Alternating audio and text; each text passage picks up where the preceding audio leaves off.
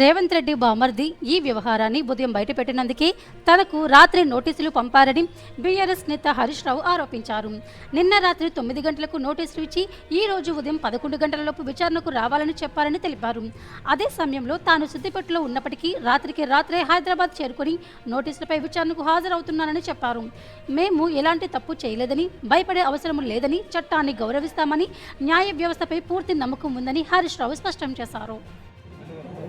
నిన్న రేవంత్ రెడ్డి బావమరిది భాగవతాన్ని పొద్దున్నే బయట పెడితే సాయంత్రానికి రేవంత్ రెడ్డి గారు నాకు నోటీస్ పంపారు.